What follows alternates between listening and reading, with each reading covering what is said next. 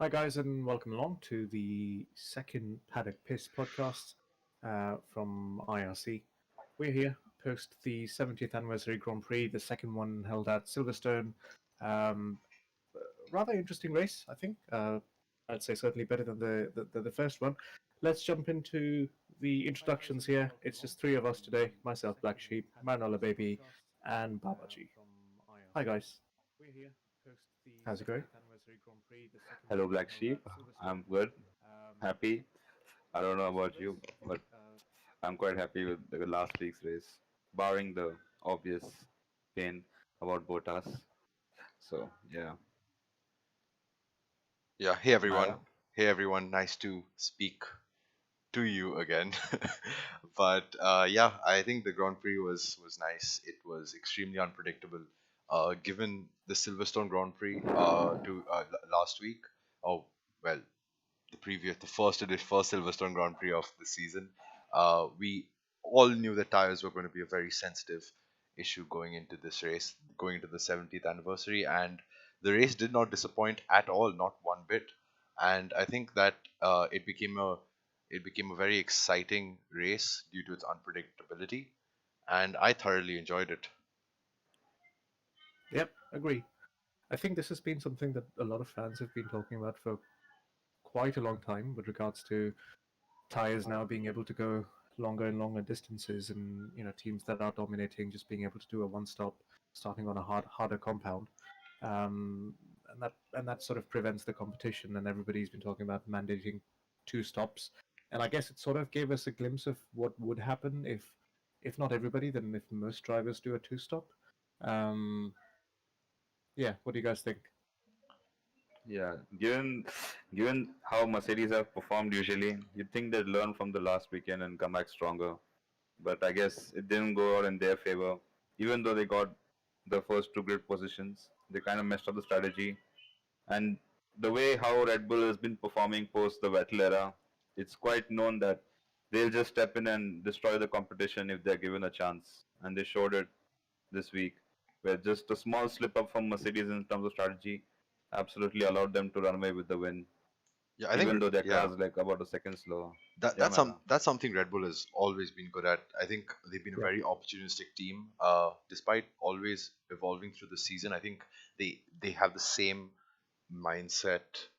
In even within the race distance, in this case 52 laps, uh, they are constantly on top of every single person's race. They monitor um, pace changes the moment any driver pits. So I think that Red Bull really did not put a step foot wrong throughout the entire Grand Prix. I would have left Max out a little longer in the second stint, but apart from that, they had the measure of Mercedes and more.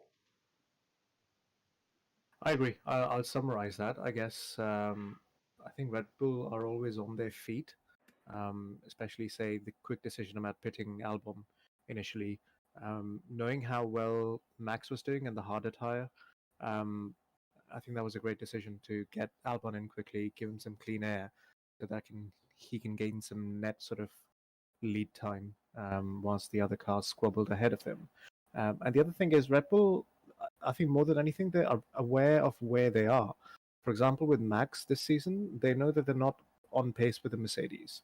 But they always do something different for that off chance that in case something goes wrong, they're ready to pick up the pieces.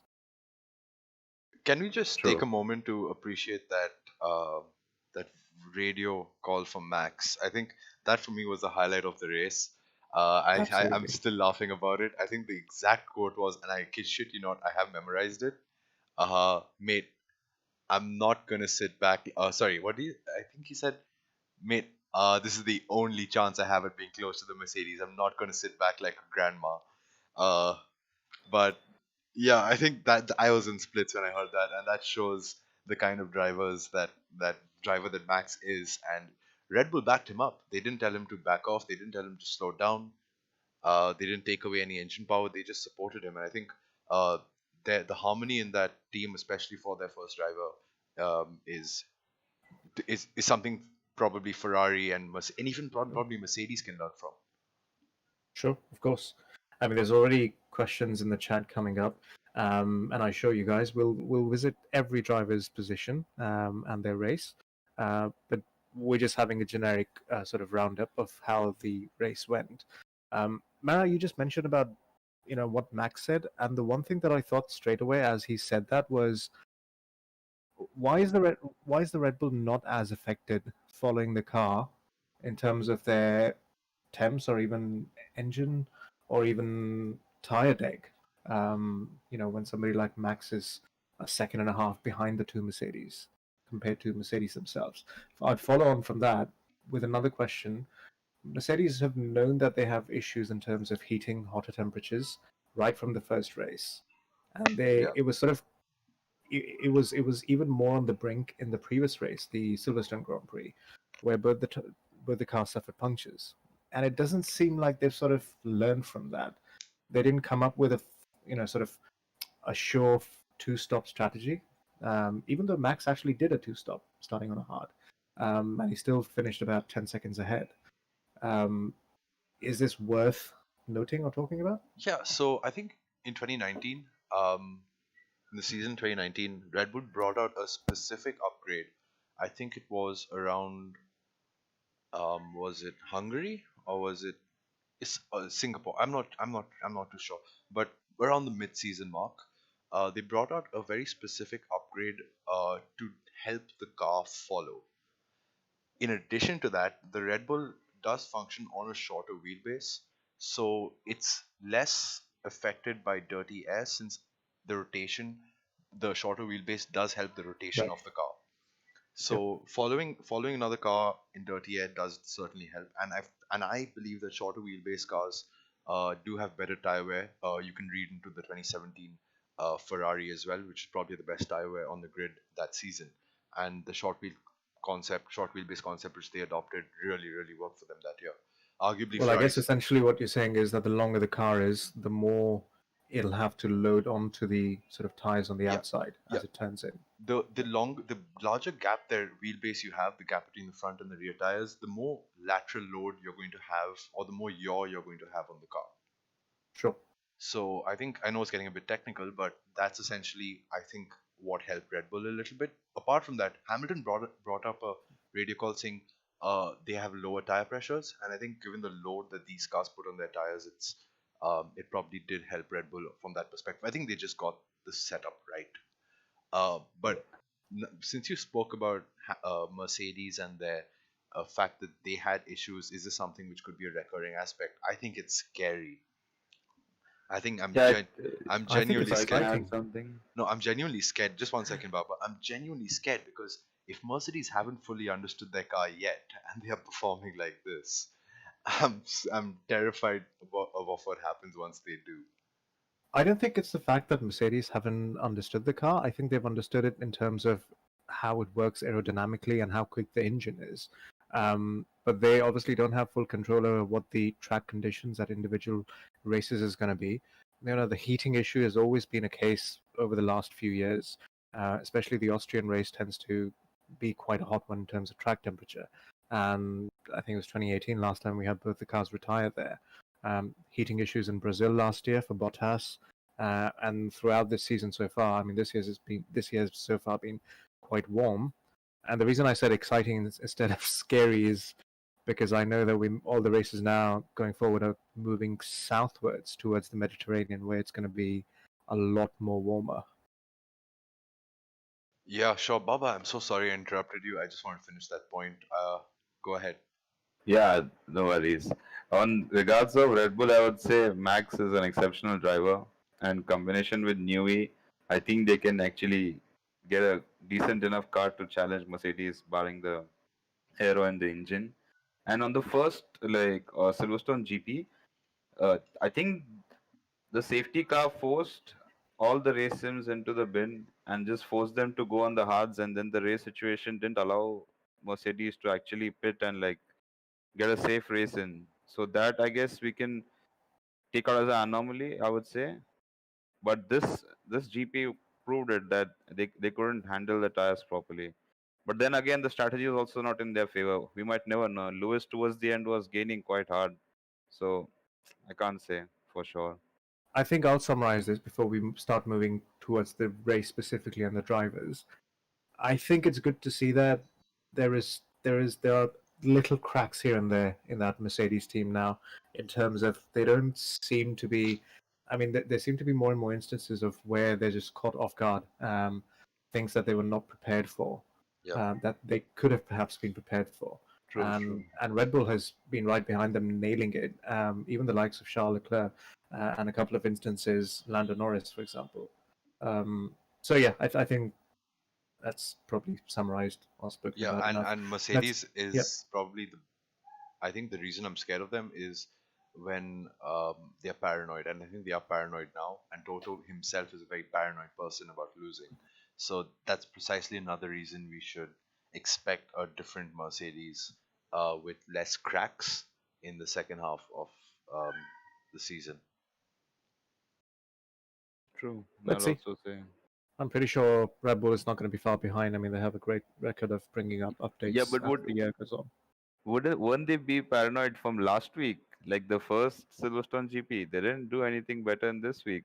So I don't think the pattern seems to be going towards a downward spike, as as bad as it seemed to say it. But yeah, they should have fixed it in this GP in itself. So they are like I agree with BlackSheep. There are some cracks.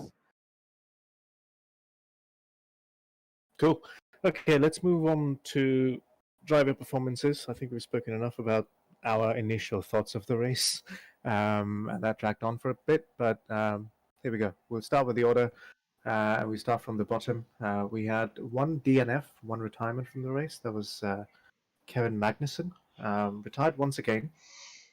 Yeah. Yep. What happened? Do we know what happened to him at the end? Was it just all He we had saw an on the incident. screen was that his car was in the garage? He had an incident with Latifi where he just came across the track after he went wide at Stowe. We Yeah, had so that. that's very Kevin Magnussen-esque Yes. defending. That's to be expected, but I'm not really sure. I mean, did that give them a bit of damage or something? Yeah, there was some damage, if I remember Okay. correctly. I think there was some damage, and with the penalties, I don't think Haas felt it was worth burning out the engine on. Maybe that, maybe something else. That's just my guess. Do you think the season there's been a slight role reversal at Haas in terms of driver performance? So before we say that, I think Grosjean is a very underrated driver. If you remember his days at Lotus, he was infallible. He was keeping Yep. pace with Kimi most of the time. Of course. So I think Grosjean is a very, very good driver, given the car suits him, and I do believe this car suits him slightly better than the earlier editions, the last 2 years. So maybe that's why he's competing with Magnussen far more often. I agree too. I also think Grosjean's a really good driver. He's got Yeah, I'm not multiple disputing podiums that. in the back. I'm not disputing that at all. What I'm saying is that in the last couple of years, we've seen him being the one making more mistakes than, say, Magnussen. And True. this seems to be slightly the other way around this season so far. Yeah. Barring the pit exit last year, I think Magnussen had more incidents and more issues last year too. So I guess the last 2 years there's a change of pace between them. Who's the number one driver? And Grosjean's performing out of his mind with his quali also. And the But I last, think he has to. I think there is a sense that this may be his last season in the house. I'm not sure. But I mean, good to see he's doing the best he can.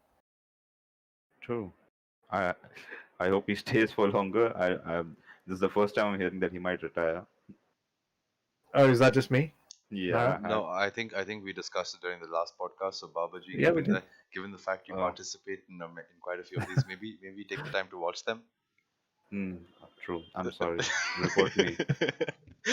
I think we touched upon Raikkonen, Giovinazzi, and Grosjean No, so Baba, being the likely ones. to give you context, I think Grosjean made a comment earlier during the Styrian Grand Prix that he may not continue in Formula One, and this whole lockdown period has changed his priorities, and it may not be racing anymore. And so, yeah, that always leads to silly talk via the Sun and various other accurate publications. All right. Okay, That's one driver done. 19 more to go. Yep. A very long road ahead. Let's move on to Williams. This was a slightly different weekend. I'm not sure if Williams were caught off guard again with the different. I mean, the softer tires was something new for every team. But this time around, they finished behind the Alphas as well, and the Haas too. Yeah. Sorry, I think that's Williams' specific question. I'll come to Latifi specifically. In addition to that, I think he was a lot closer to Russell this race than the last one. Yeah, yeah. I think that people are undermining him because of the qualifying and the results so far. It really hasn't been indicative of Latifi's potential. It's his first season in Formula One. He's ironing out a few kinks. He's gonna only get better and Exactly. narrow that gap to George. Not, but And for, but both the William cars in general performed very similar to how they performed last week. So for me, there's no major change. No, I don't believe either of them DNF'd. They just had a race. a Williams race. Yep. no, but weren't we saying that? I mean, on race pace, the Williams is definitely better than the Alpha, and slightly better than perhaps Haas as well. Yeah, I think. Yeah. Yeah, probably. True, but I think Kimi ran a one-stop, so he drove stellar with us, and he's known for his softer compound. So I don't think we should consider that Alpha as actually beating the Williams. But Giovinazzi, I don't know how did he manage to do that. He could also have been quick this weekend, having been used to the track from last weekend. But Russell, I don't know how Russell managed to be so far down. Maybe All-time. like Williams tried something different, but I don't believe that they got the setup right. I think the strategy, the setup for Alpha and Haas were better this race. I think Williams just made a mistake. Okay, fair enough. If I'm not wrong, we just covered 17 to 15 or 18 to 15. But Yeah, I think the first one we should attack is Kimi because he did the one stop and he managed his tires like insane and he got a good enough position. That car is honestly pretty bad, Alfa Romeo. To get it to P15, that's a stellar performance. Yeah, I think that was a slight sort of a bit of a comeback from Kimi, especially after the horrid weekend he had at the British Grand Prix. Yeah, I agree. But Grosjean fell back though. He qualified quite decent. Yeah, I mean the Haas doesn't really have the race pace, as we know. Hmm. But as expected, the Haas, the Alpha, and the Williams sort of more closer to each other than the rest of the field. I guess, yeah. We can finally move on to Ricardo, I guess, because we didn't actually have much data on the lower drivers. Thanks to F1 TV director.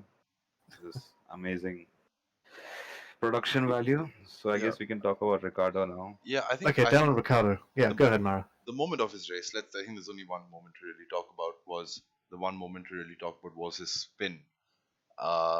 What really happened? I think he was wheel to wheel with a McLaren. Did they make contact? Did he just get a bit too greedy on the throttle?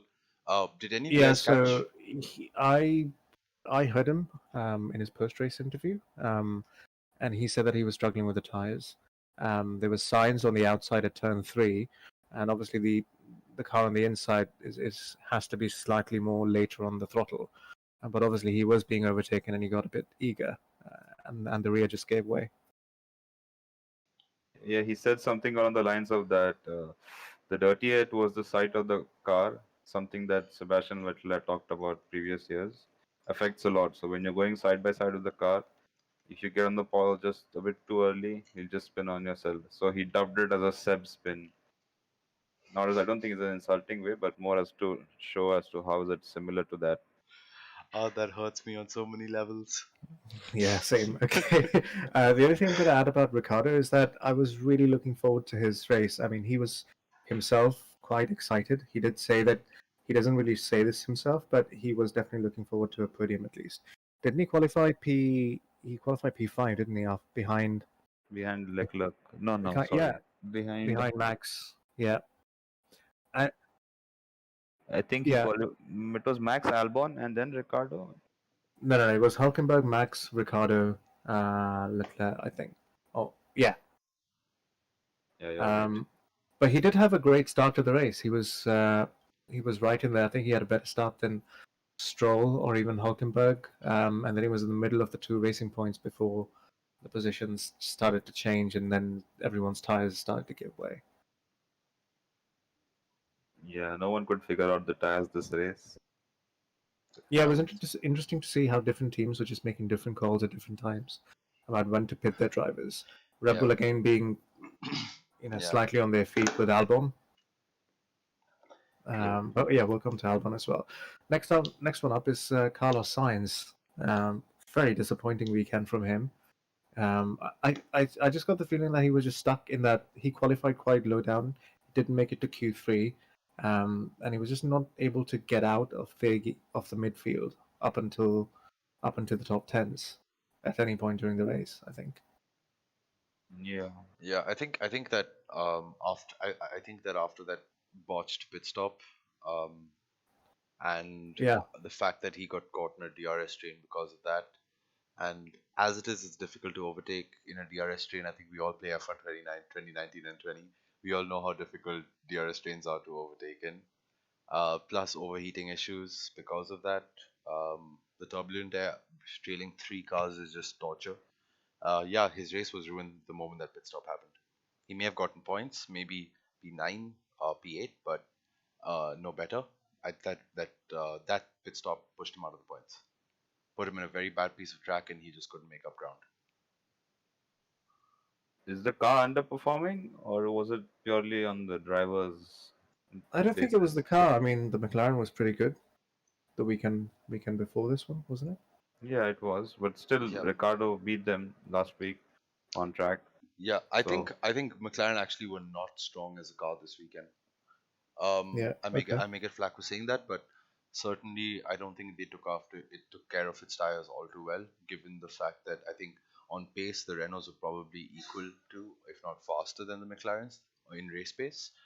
Um, and Sainz and Norris didn't have the overspeed on Ocon um or Vettel.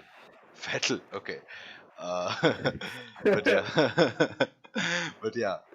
So yeah, that's basically it. The McLaren just didn't take care of its tires, and that's all there is to say for it's me. like a jump scare looking at Vettel at P12. Like, Yeah, I actually jumped a bit. I have for all those who aren't really looking at my screen right now, I do have the results open in front of me just to keep track, and I got a bit of a shock or shocking reminder. Yeah, again, this is another one we mentioned last weekend. As soon as we got to Vettel, that this is going to be a bit painful, and sorry to say that this is slightly more painful than the last weekend itself. Okay, so I know Um, all of us are Vettel fans, and this one thing I want to get right out of the gates. I just want to discuss one aspect of Sebastian Vettel this season. He is behaving like Fernando Alonso. The man just doesn't stop whining. I've never I, seen Vettel this negative, and I do understand the circumstances aren't ideal. But if you look at McLaren, with the Alonso in McLaren and Vettel in this Ferrari, I'm struggling to find a difference apart from one beating the teammate and the other not being able to. Of course, one is Charles Leclerc as a teammate, and that's a different question. But Vettel just seems to have a very negative approach towards Ferrari, towards the car. He just doesn't want. And I think how if you look at him emphasizing that, guys, I am trying. I don't believe he is. A four-time world champion, if he is trying, will not be so far off his teammate regularly. And don't get me wrong, I love Sebastian Vettel. When he puts his head down, there is no driver on the grid, or very few who can beat him. But right now, I don't think he's in the best frame of mind. I guess that's understandable given that he is a four-time world champion. Throughout history, we know all the champions that actually moved down the field further down in their career. They just couldn't cope with the lackluster racing in the midfield, plus the lack of pace. So they just naturally get grumpy. But I understand from Vettel's perspective also, it's much more different than what is commonly known. His car doesn't seem to be suiting him at all.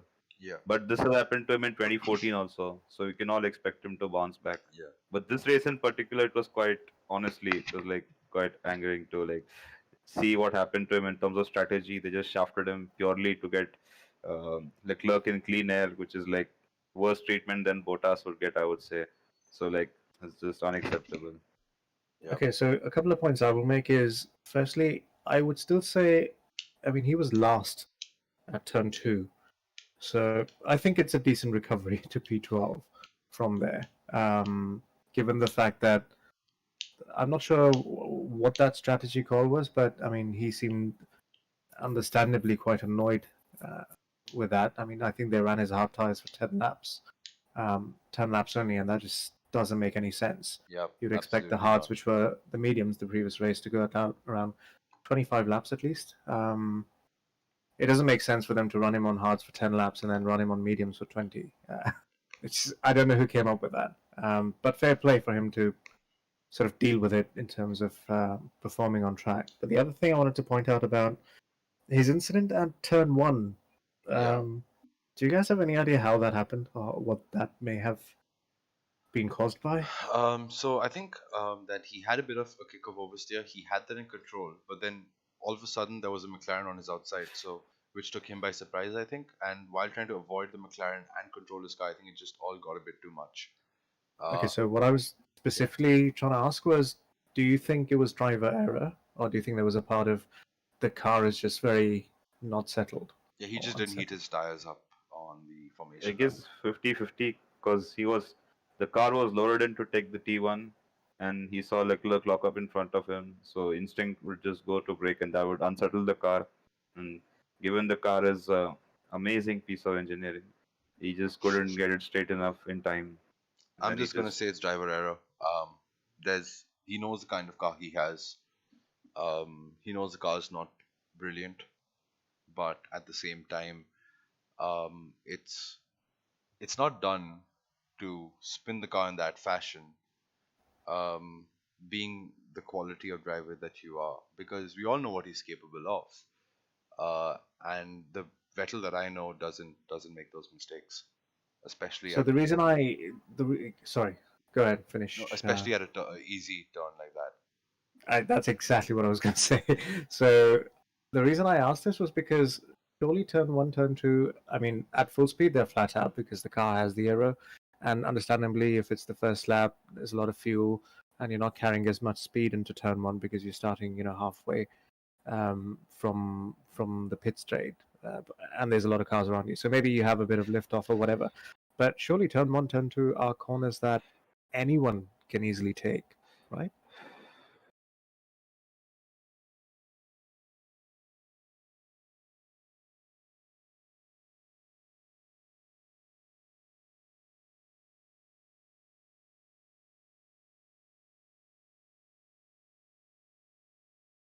Yeah, sorry, I think there was an audio issue, but basically what I was saying was that given Leclerc's lockup, obviously he had to scrub some speed, and considering most F1 cars now take it flat out, um, there is really no excuse for him to spin at a scrubbed speed that he was at. no, I think I beg to differ a bit because he was right on the inside of the line. The turn is much more sharper than it would be on full speed. On full speed, you have the downforce. I agree it was a driver error, but the lockup didn't necessarily help from Leclerc's side because it caught him off guard, and then he sat overcorrecting it. Baba, And it's turn one. It's turn one. You expect to scrub speed at least for the first two corners. I mean, there's not much you can do as a if you can't get through turn one not expecting to be forced to back off at any point of time, then you really shouldn't be a racing driver. that's true. I agree with that.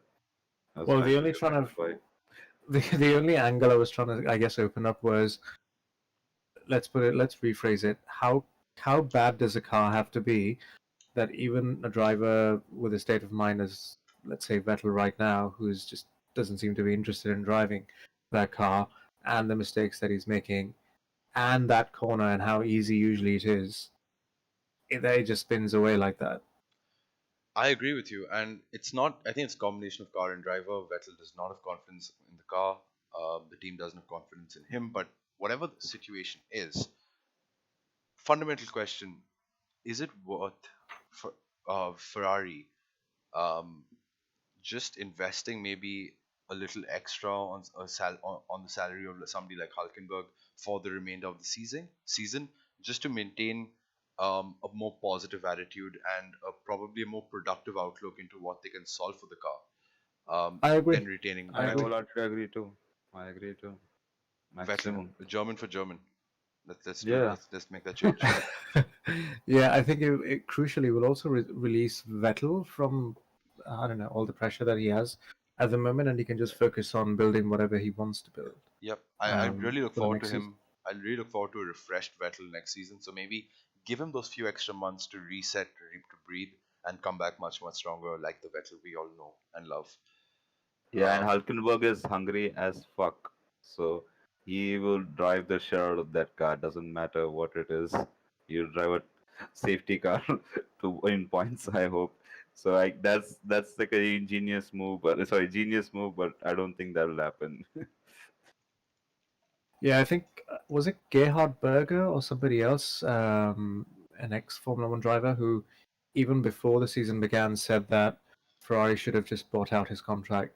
You don't want to I think see an ex-world Eddie champion Irvine. tell him that Eddie, you're it was Eddie, out it of was seat. Eddie. Oh, was it okay? Yeah. Yeah, I think he's right. I think he was right. Yeah, so That do does I. not inspire confidence. I always believe it's really bad to have a driver in the team once they've committed they're going elsewhere. You don't know where their loyalties are. You don't know whether they may give, in this case, Racing Point a bit of extra room. Since you know they're going to be your team next season.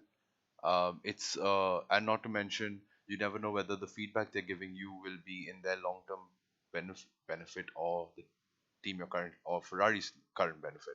In this case, Or Ferrari. if they will give you the car that the other driver is being given.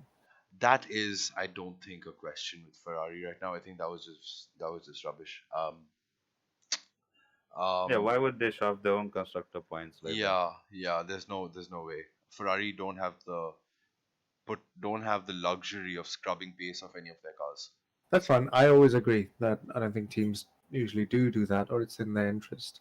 Yeah, But I was just representing the conspiracy theorists. yeah. It's Remember? it's asinine. No Formula One team would ever do that, Yeah. especially not a team like Ferrari who don't have spare pace to scrub. Like they do not. They cannot afford to make one of their cars slower. Yeah, the only team that can afford to do that is probably a team that's dominating the championship. You mean a team who's switched colors from silver to black, not to be named? No, I'm just saying generically Yeah, in any season. of course. And let's face it, even if they had the choice, they spend millions of dollars investing in a fast car. They aren't going to hand or nerf that car just because to favor a driver. At least Okay. not so early in the season.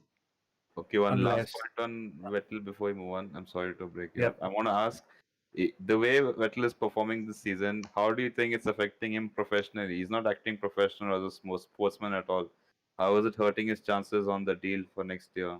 Because Not at if all. not at all, just you'd say. Not at all. I think yeah. I think everybody in the paddock and Formula One community, in general, is aware of what Vettel is or how he is. Every other driver, every other team principal, or every person working in the paddock is aware of what his caliber is as a person, as a personality, and as a driver. And I don't think that's ever been questioned by anyone at all. Yeah, I don't think that's in question. So this You plays stole into the the sympathy words. of Sebastian, right? No, It there's doesn't no play into sympathy. anything. People can understand what pressure he's going through, and naturally he's making mistakes. That's fair, which is why I think us and I'm sure others as well feel that he should just be, bought out in terms of contract and just allow him to focus on whatever his next steps are going to be. Yeah, because it's parallel to 2014, the way he did, and he always came back stronger. So yeah, you're right, Mara. Yeah, I completely agree. And in fact, BlackSheep stole the words right out of my mouth about the caliber of Vettel as a driver. But either way, let's move on from Vettel. I don't think. Yeah, I think we okay. overcompensated. Yeah. It's good we give him some time. It's fine. We need to give people that are needed their worth. We took as long to talk about Vettel as the Ferrari car takes to go around Silverstone. Hmm. Yeah, let's move on.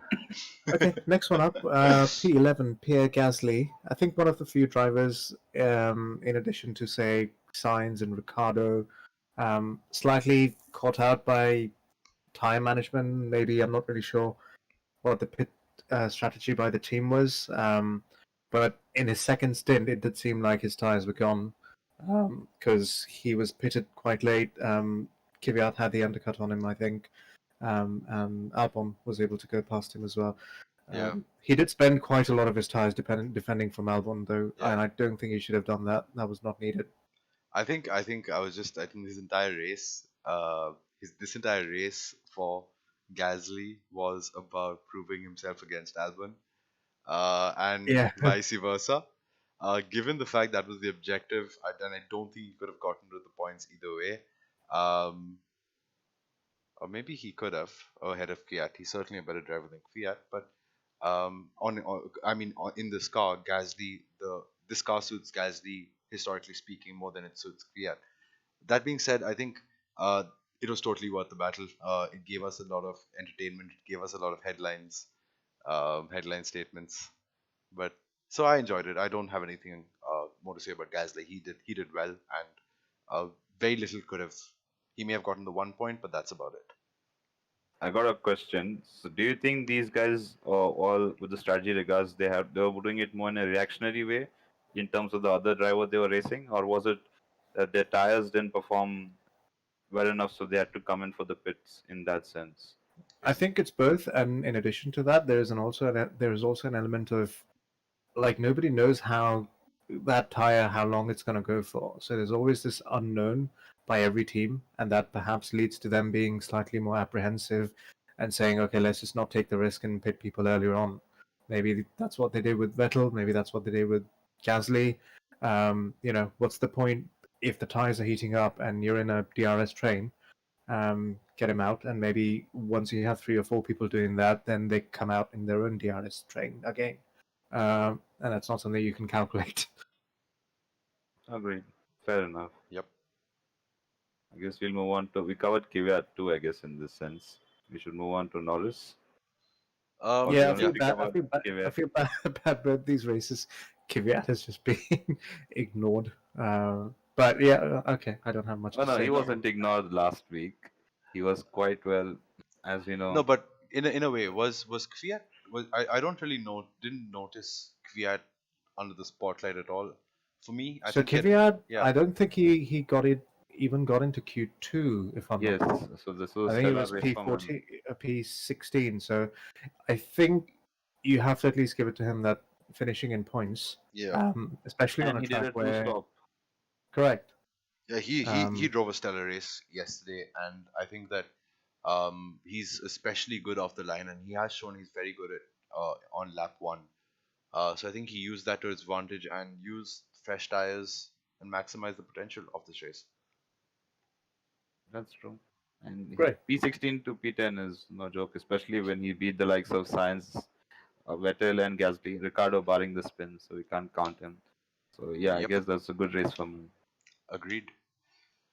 Great. I'm sure Mara's going to get some love from the chat. Yeah. No, I Okay, mean I love credit where it's due. He drove a stable race. Mara's brain is screaming no. Yeah. Okay. So we're on the points now. Sorry, Coming up to I've P. just got a question from the comments saying, why do you roast Ferrari? We don't need to. I'll leave it at that. BlackSheep, Yeah. go ahead. We're in the points now. Well into the points, I think. So we already covered Kvyat. Next one up is Lando Norris. Not really a great weekend from him. He had a pretty decent quali. I think he qualified 8th. Did he not? I'm not sure. Let me Give just a double second. check that. Starting grid was Gasly. Leclerc started 8th. Norris started 10th. Oh, he started 10th. Okay, Yeah. so I guess one position up then. Yeah. Fair enough. He wasn't really featured much. We didn't really get to see a lot of what was going on with him. Yeah. He got overtaken a Um, few times. I enjoyed the battle between Leclerc and Norris.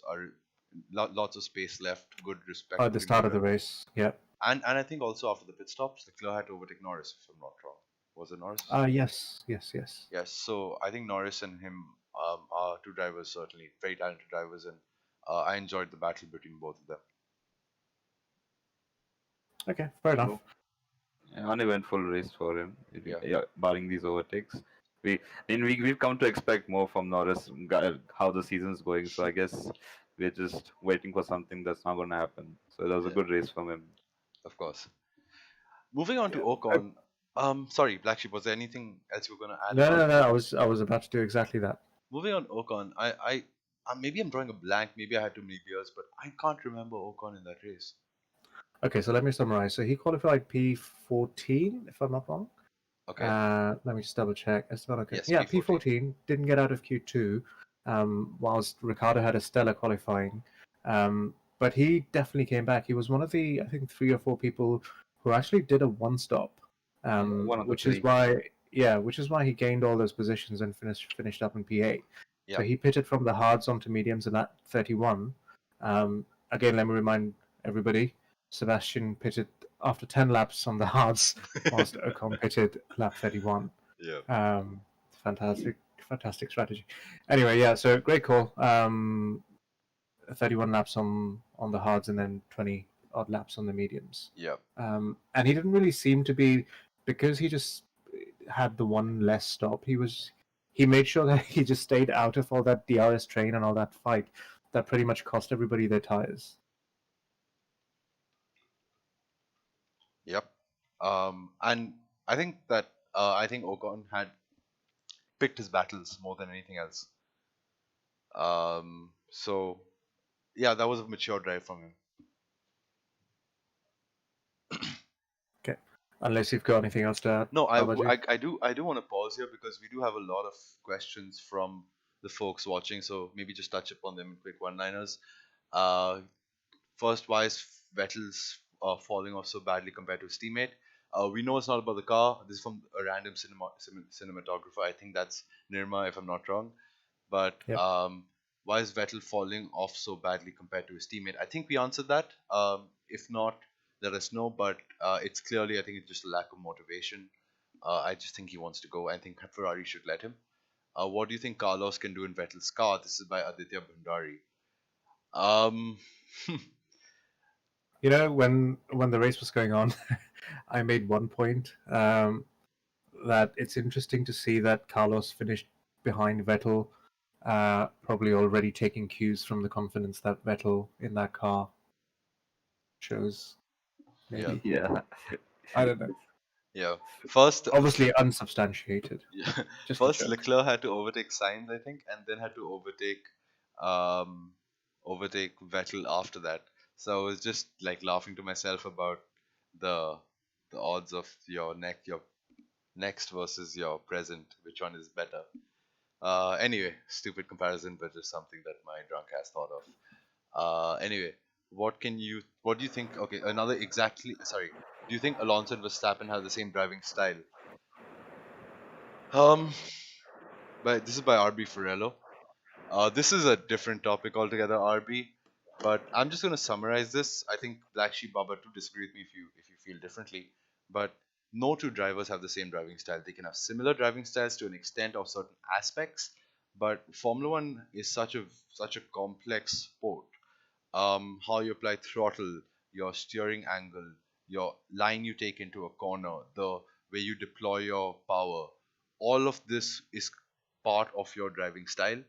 So it's impossible for anybody to relate the two. But I do believe both get a lot out of the car they're driving, regardless of whether that car is good or bad. You put them to a racing car and they drive quickly. So in that respect, they are Yep. very similar. So I'd I, agree. I don't think it's a fair comparison in the first place because there is a massive generational gap, not in just terms of their age, but also in terms of the era and the cars that they were driving. They handle completely differently. Also, Max is not competing with the same people that Alonso was competing with. But in terms of their aggression and being able to get most out of the car, and Mara also mentioned getting off the line, I think, yeah, that's a few similarities I do yeah, see. yeah, I'd like to add to that too. I do agree that they have some sort of similarities, but there's differences. I had one particular moment where through cops, the Red Bull was going and Max just chucked in the wheel full lock to turn that car, which extremely reminded me of Alonso back in the R26 days. It was complete full lock onto a corpse, which is like a smooth corner. So I didn't know what was that, but it was like it gave me complete deja vu. So I do agree in some aspects that he is on par with Alonso, and how they take the maximum potential out of the car. Yeah. Carry Uh, on, Mara. I think yeah, you've and taken this it upon yourself to do the questions. Go so ahead. so sorry to do that, but I think That's all there right. were so many built up. And was getting Ocon in place of Hulk worth it? I love Hulkenberg. I think he deserves to be in Formula One, and for that reason, I'm going to say no. I'm not going to do a comparison of Ocon versus Hulk. Yeah, agreed. Yeah, when you have Toto as a manager, I don't think there's anything to discuss there. Yes, but I'm so sorry for derailing. But now that we spoke about Ocon, we can move on to Hulkenberg. That worked very, very well. I did not plan that out. Smooth criminal. Yes. Hulkenberg. Uh, shame. I am disappointed, but I'm not going to go first. Black Sheep. Wait, are we still doing questions, or are we moving up the order, We're or what are we moving doing? up the order. Moving up the order. Okay, great. Okay. Oh, sorry. I was on fastest laps as opposed to race results. Right. Yes, Hulkenberg is right ahead of. So I'm so far behind you guys in thought process, but okay. Yeah, equally sad. Genuinely, such a shame to see that a driver of that caliber who put a car in P3 after being out of Formula One for around 6 or 7 months, not having any practice sessions as these cars were developed. I mean, put all of that together. Yeah, stellar performance. Yeah. I just think that he may have overcooked his tires as a result of not being in Formula One for the longest time. And I think that Yep. sacrificed a much, much higher P5 for him, I believe it would have been, Yeah. which destroyed his P5, which I think, I think that would have been a dream result for the man. But yeah, I'm really happy for him. And at least it was for him to see, nice to see him finish. And, oh, should I say, nice to see him start the race. Yeah, Uh, people had lots of conspiracy theories again that Lance Stroll was gifted the position, but Hulkenberg couldn't finish the race on those tires, so he had to come in for the pits. yeah. So softs made sense that time. So I guess he made as much as he could of the race. Yep. And Stroll comes in and wins Formula 1.5 again out of nowhere. So I guess we should talk about him. Before we move away from Hulkenberg, just to get a sense from you guys, do you think, I mean, if he's back, where he could end up? Everything is pointing towards a Mercedes reserve driver spot. Um, I think, like BaBa.G said last weekend, it was his explanation of uh, his explanation was, I think, the what do you call it? It was basically a resume to Toto. I think it was you, BaBa.G, or Couple who said it. We basically said that that the way he broke down the Racing Point car in FP1 for the first Silverstone Grand Prix this season was a resume for all teams to sign him, and I think that his level of detail deserves to be in Formula One, and not to mention his talent in driving as well. So yeah, for me, it's Mercedes reserve or testing driver. It's interesting. Why don't you think he'll go to the Alphas or the Haas? Shouldn't he? I'm not. Even I wouldn't say that he should just go for sake and be a paid driver. But why do you think he should be in the reserve in a top team instead of being on the grid? Um, if you're asking me, I'd love to hear Black Sheep's opinion too. But for me, I think Alpha will get a youngster in from the FDA. And Haas, Perez will probably go to Haas, given the fact Perez comes with significant financial backing, and they desperately need that right now. Hmm. That's why I believe there's no seat apart from the reserve Mercedes spot available. Okay, understandable. Black Sheep. Uh, yeah, I agree completely. I also think there might be an element of, I mean, he's already had the experience of not having a seat, and I'm sure his mindset would be that he wants to come back and, I guess, prove a point. And I'm not really sure, looking at the Haas or Alpha right now, how much that would motivate him in taking up that seat in proving a point. I agree. But beggars can't Agree. really be choosers. Yeah, that No, I too. agree, but then in hindsight, it's like, I mean, if you have the Mercedes reserve seat, maybe you may have maybe you're the Mercedes reserve for a year, but that would open you up for more, slightly better options. In the years following. Isn't his crux sponsorships? That he can't bring in the money for the team or something like Correct. that? Yeah, there is that. The one thing I was going to mention was McLaren's going to be on the Mercedes engine. It's going to be a customer Mercedes team. So that could open up. What I'm trying to say is that could be a better, longer term option for him. Yep. Yeah, he's still got years ahead of him. He should probably think about the Mercedes route. That's more apt. Exactly. Yeah. Yep. I don't see that happening, but I do hope that we see him Yeah. in some capacity in Formula One. Moving on, BlackSheep, what do you say we move on, or can? Yeah, of course. Yeah, please do. Lance Stroll. I think he did a good enough job, especially compared to his previous race at Silverstone. I think he did improve, and I think to me personally, he's starting to show that he's not what people mostly regard him as. But yeah, he does have this thing of performing slightly better on race day after not qualifying that well. And this season, he does seem to have a car underneath him that gets it up to about P4, P5 usually in qualifying. So I guess that's not as much a trouble for him anymore. If the car itself can be ahead of at least everybody apart from Mercedes and maybe Max, then yeah, he certainly has the performance on race day. Okay. Yeah, I've been talking about Stroll, semi fanboy of him for a while because he used to have a quite jittery driving style in the previous seasons where he would just sit Correct. fighting with the wheel mid corner. But over the past 2 years, he's like gotten more smooth driving technique, probably learning from Perez or something, or softer right of foot. So I think he managed the tires very well, did a good two stop, and found himself in the prime position to finish the race. So I guess all points like tick mark everywhere, I guess. I think in terms of his driving style, that certainly has improved in terms of his steering input. But I have specifically noticed his onboards versus, say, even Hulkenberg in the last two races and Perez in the initial races. And he seems to be a lot more twitchier on the steering. He seems to be Huh. fighting the car a lot more mid corner. Still, it might be an improvement, but I think he still has an element of that. And maybe that's where it doesn't help him during qualifying when you have to get that one perfect lap in. True, true. Yep. For me, I think the reason I support Stroll is not because I like him as a driver or any other reason. I think Stroll is underrated. Stroll's contribution to the team is underrated. People say he should not be in Formula One given the kind of driver he is. Well, it's a break it to you, but Formula One has always been about the money. I didn't see anybody crying about Niki Lauda when he bought his way into Formula One. Why can't Lance Stroll? Forgive me. Because Nicky got his own money and he was a championship material driver. No, but my I point think is, the issue with Stroll is that, okay, you've got the money, but then maybe are you the most deserving driver? but my point is Racing Point with a great driver would still be worse off than Racing Point without Lance Stroll. Just think about that. Or they may not have even been on the grid.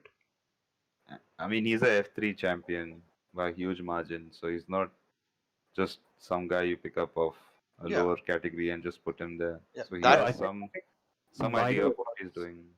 I don't think neither of us are regarding him as a driver who doesn't deserve to be in that seat, or certainly not a bad driver in any sense. I think the argument, from at least my point of view, is simply that you've got somebody in a Perez who does bring in a lot of that money as well. Yeah.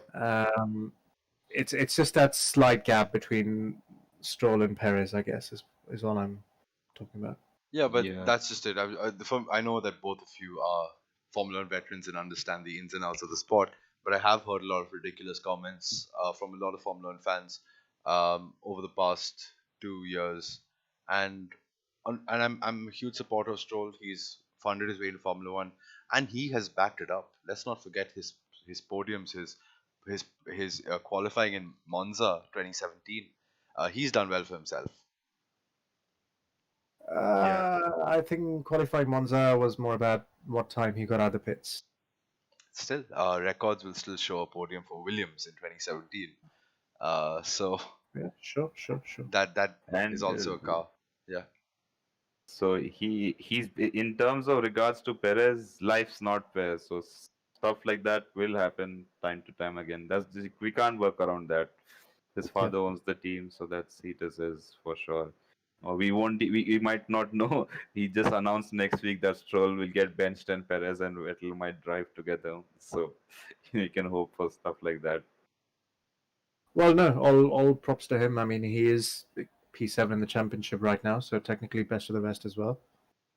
Yep. Yeah, big time. Second, Perfect. like almost win for him for 1.5. I guess we stayed on Stroll as much as Vettel, which is quite shameful. So we should move on to Albon, or should I say Lulbon? I was gonna say, one thing I genuinely thought of, BaBa.G, was that during this podcast, as soon as we come to Alex Albon, I'll just ask you to shut up, um, and just not give any input because I think you have spoken enough in the P9 last. in qualifying. P9. Well, I mean, if anything, his performance yesterday should be a big shut up to you, No. What? dude. He pulled the most moves out of anybody. For He managed his tires pretty much on par with anybody else who managed their tires as best as they got could. the second fastest car on the grid. He's bound to overtake people. I don't know what's so special about that. but either way, it was a great recovery drive. He Yeah, he did. Obviously, I'm just being facetious, but in terms of where the second Red Bull driver should be, imagine if there was a Ricardo there. My all I'm asking. I've never said that he's pure garbage. I might say that. yeah. But yeah, he always you see him coming from behind, overtaking all these back markers, and we're supposed to be like, "Ooh, what a driver!" But yeah, okay. Okay, so let me just say the thing with Albon, I think, is that he's a fantastic driver, and on any race day, he's proven that. Even more than Gasly, on race day, I think Albon, on a like-for-like basis, performs much better in the Red Bull in the same pressure than Agreed. Gasly.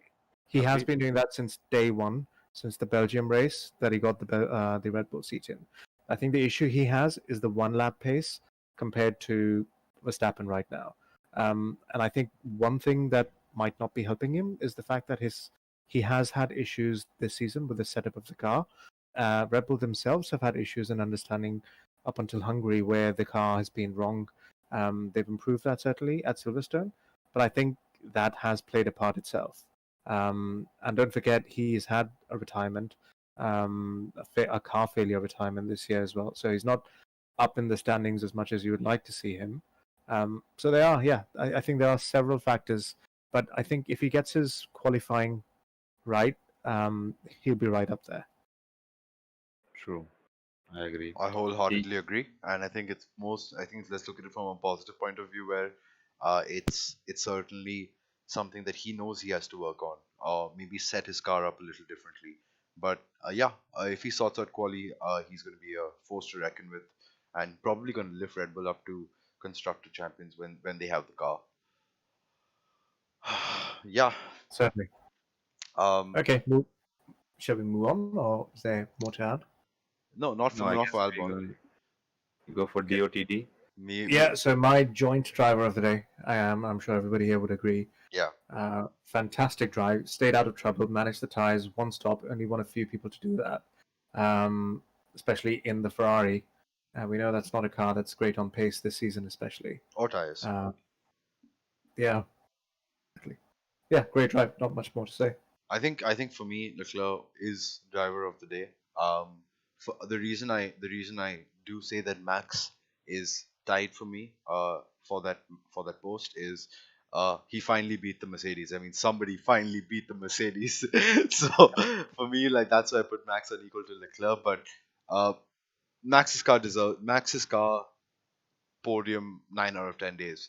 Leclerc P4 twice in I don't know how many weekends, but uh, it should not be anywhere near where that man has brought this car to. Nowhere Yeah. near to it. And I think in terms of outdriving a car and outplacing a car, Leclerc was stellar. He maximized performance, and there was one point in the race where everyone looked up and said, "Well, can Hamilton actually catch him?" Of course, we all knew he would, but he made us look up for a second. And coming back to what I think Streeter, who's a very, I think I said this last week too, but what Streeter mentioned was that Leclerc keeps on reminding him of Alonso, the way he puts cars in a position where they have no right being. And on that note, I think that's my Leclerc summary from and my driver of the day. On merit, I, yeah, I, I'm just going to add one thing. So there was a point in the race when I think we were on the second stint of the Mercedes, sort of midpoint of the race, where it's sort of the point where Hamilton he was just staying out and not pitting, and I kept thinking that okay, hopefully Hamilton gets a puncture because it looked like they were, keeping him until the end, and if that happens, Leclerc, I never thought.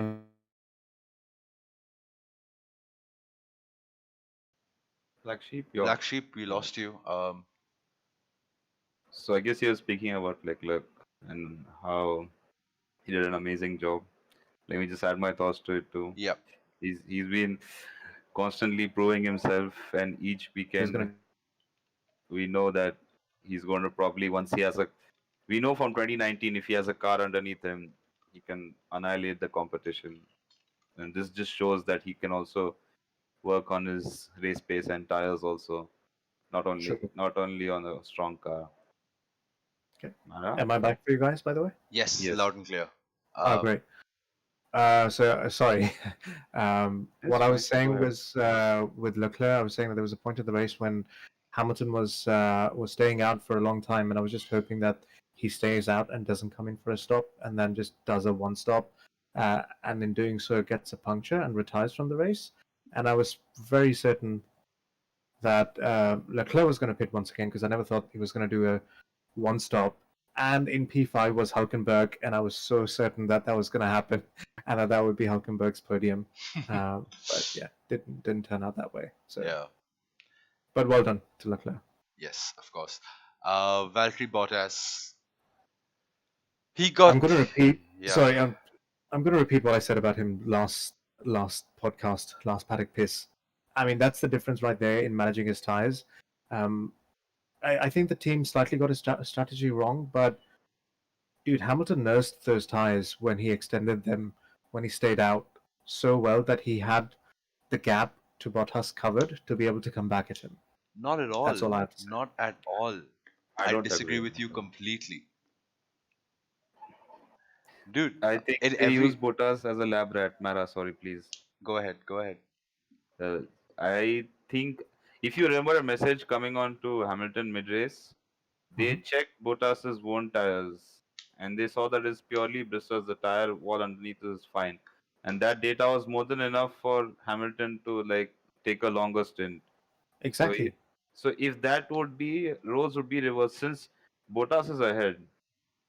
Granted, Bottas is a number two wingman, whatever you might call him.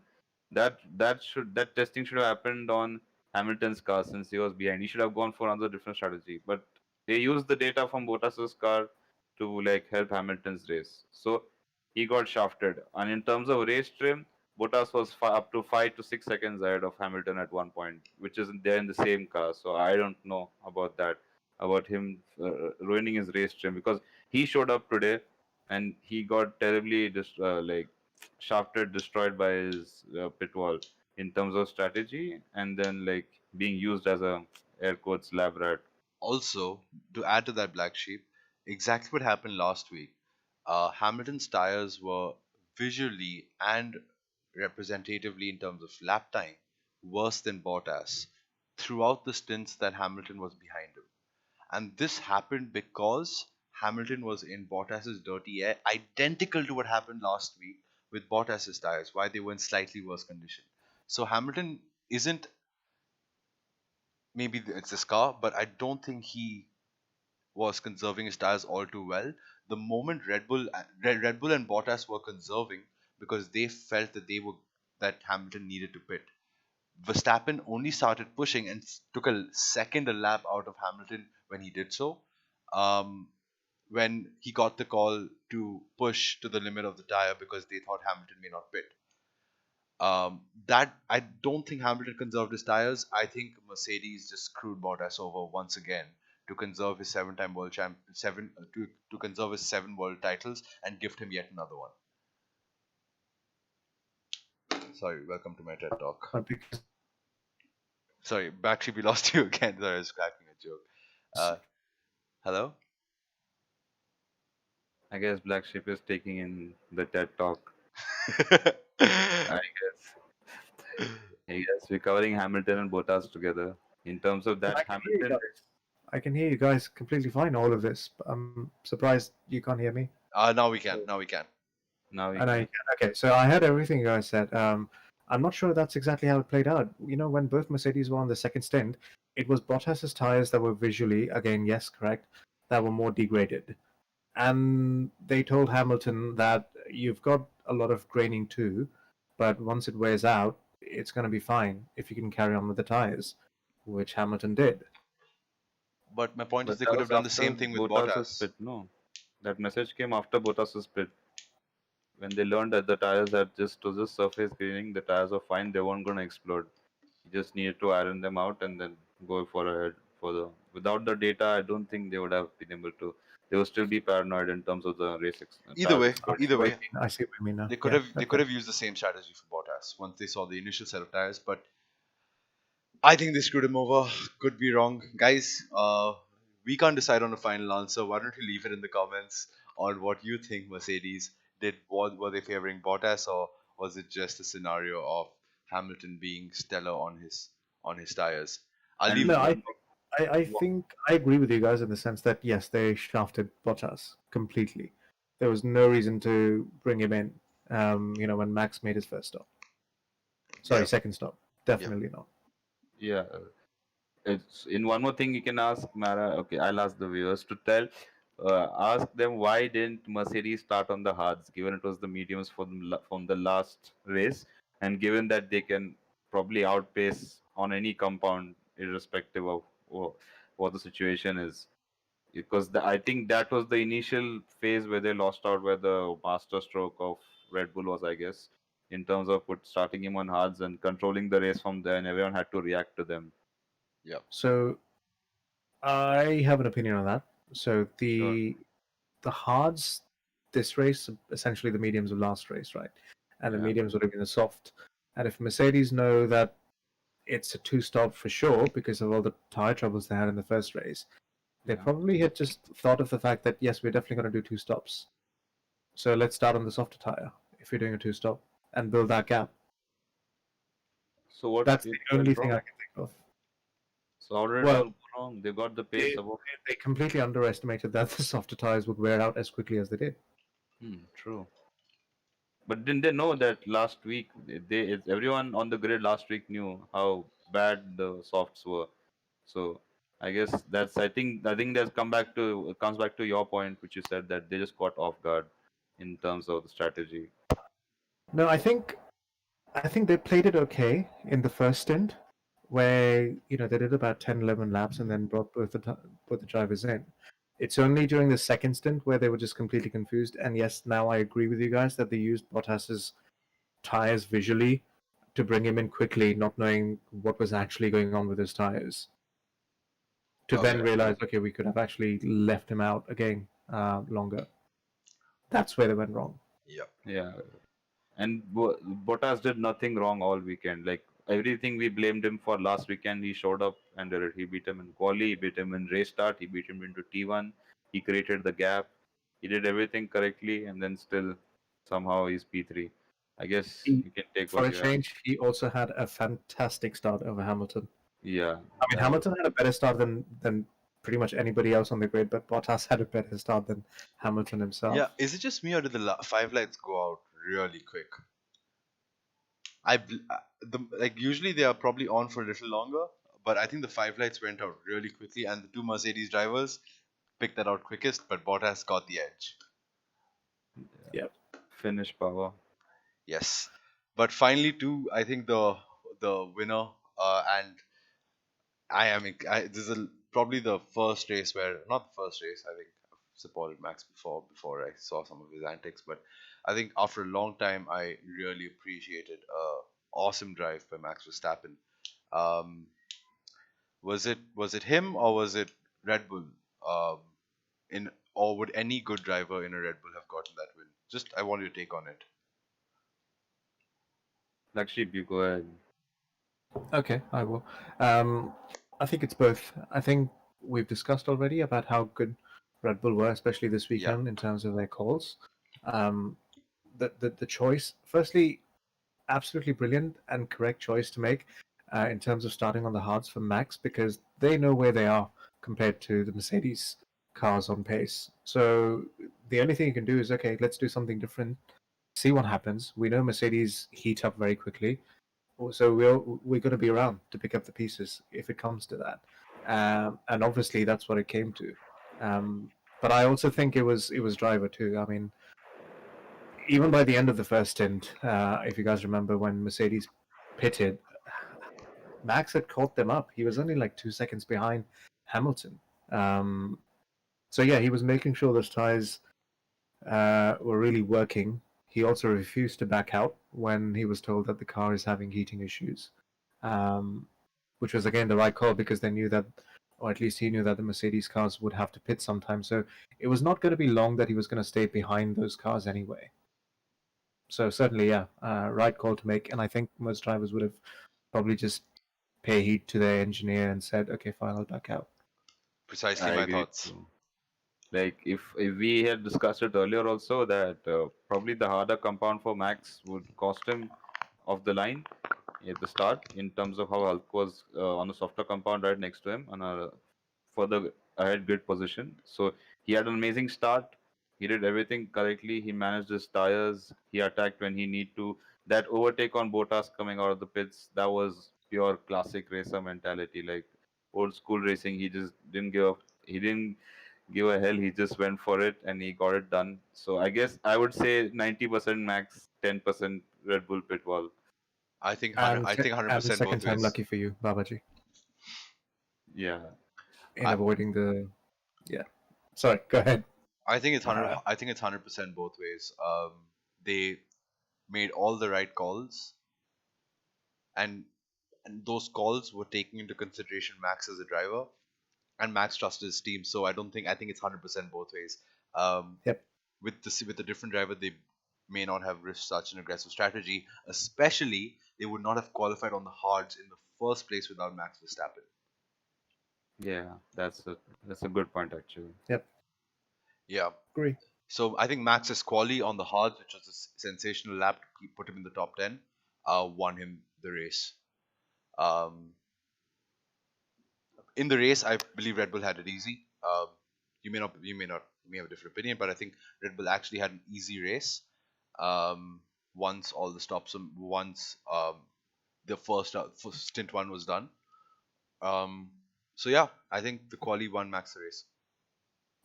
I think it was a combination of the quali and Max having a better start, and partly also Hulkenberg not having a good enough start. Yep. Because I think any time that Max would have spent behind Hulkenberg would have cost him tires and time.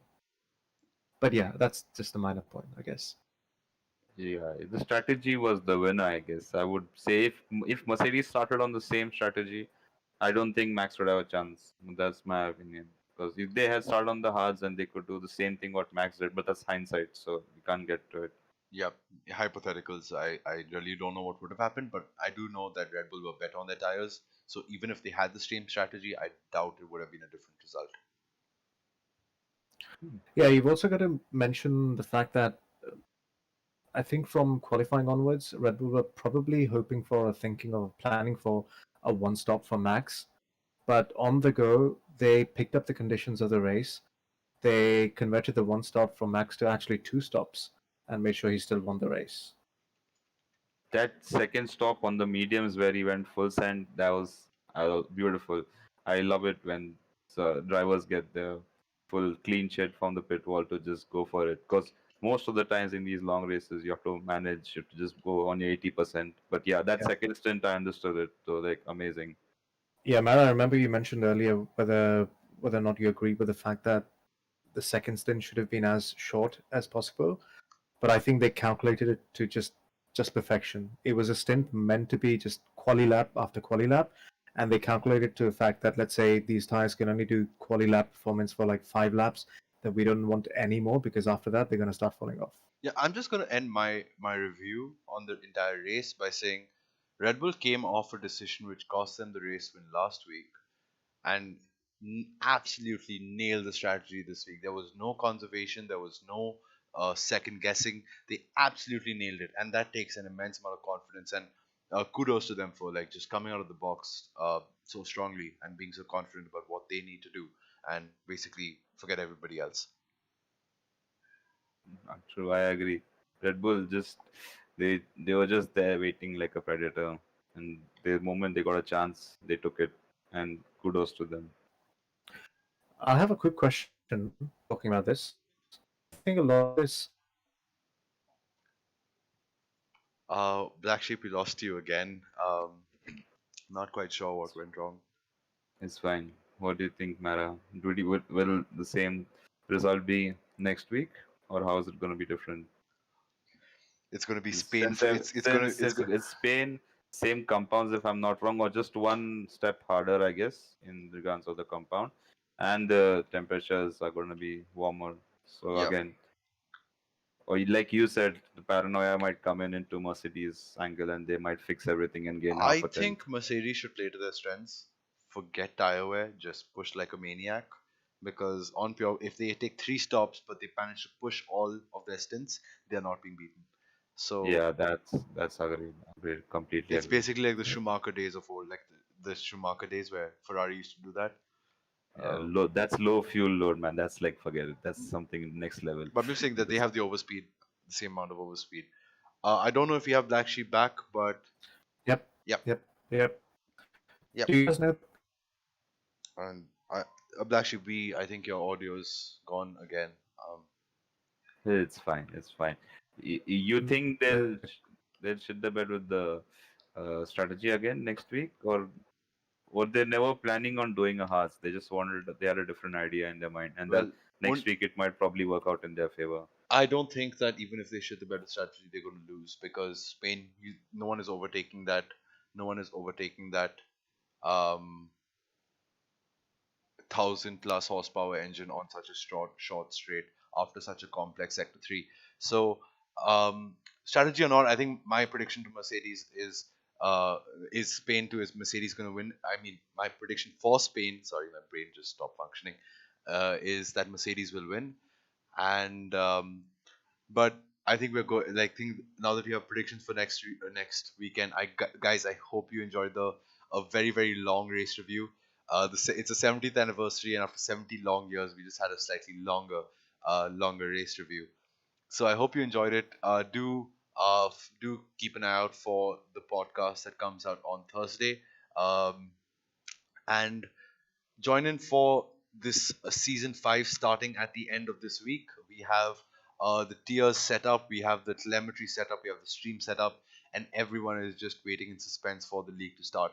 So thank you, BaBa.G, thank you, Black Sheep, for a very insightful race review. At least I learned a lot. Also, don't forget to subscribe and tell all your friends about our retard talks.